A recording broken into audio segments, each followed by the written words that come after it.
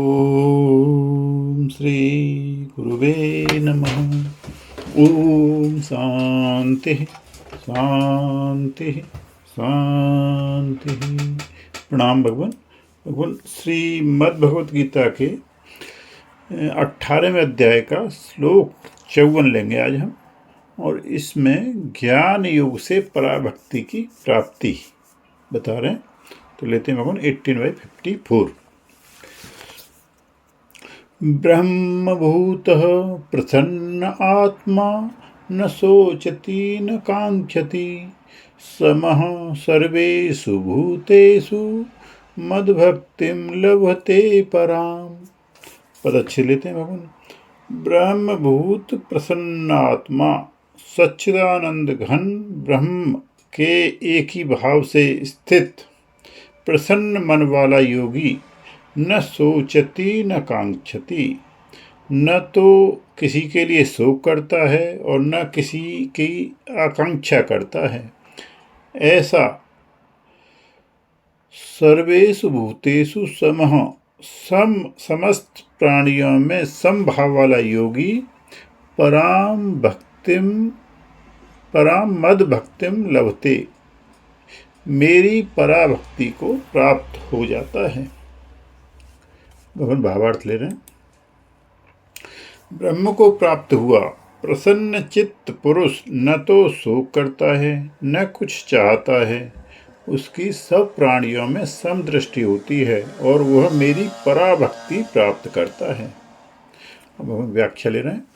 श्लोक 51 से 53 तक ज्ञान की परानिष्ठा के साधन बतलाए गए हैं, जो अहंता ममता से युक्त था।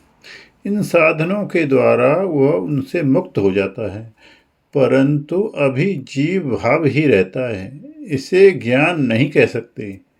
अभी केवल प्रकृति और पुरुष का विवेक हुआ है। यही सांख्य दर्शन का सिद्धांत है। यह ब्रह्मभूत कहा जाता है। इस स्थिति में प्रसन्नता को प्राप्त हुआ पुरुष बीती हुई बात के लिए सोच नहीं करता और आने वाली के लिए आकांक्षा नहीं करता, अर्थात उसे भूत भविष्यत का चिंतन नहीं होता। वह वर्तमान में स्थिर रहता है, अथवा न सोचती न कांक्षति कहकर अंतःकरण का निषेध किया है। अंतःकरण से असंग हो जाने के कारण उसमें शोक और आकांक्षा का प्रसंग ही नहीं रहता। असहाय कष्ट पड़ने पर भी वह उद्विग्न नहीं होता। किसी के वर शाप का भी उसे कोई भय नहीं रहता। उसे किसी भी वस्तु की इच्छा नहीं रहती, क्योंकि वह सभी को माइक देखता है। उसकी सब वस्तुओं में समबुद्धि हो जाती है, क्योंकि वह सबको दृश्य मात्र देखता है। जब ऐसी समबुद्धि होती है तब उसे मेरी पराभक्ति प्राप्त होती है। परंतु अभी दृश्य में सत्यत्व और आत्माओं का भेद निवृत्त नहीं होता, इसलिए यह ब्रह्म साक्षात्कार नहीं, आत्म साक्षात्कार है। यह ब्रह्म भाव है, ब्रह्म ज्ञान नहीं। तत्त्वमसि आदि महावाक्यों का उपदेश होने पर जब दृश्य का अत्यंत अभाव हो जाता है तब ब्रह्म साक्षात्कार होता है। अब यहाँ स्वामी जी प्रश्न उठा रहे हैं, यह श्लोक समवाद का है या ब्रह्मवाद का?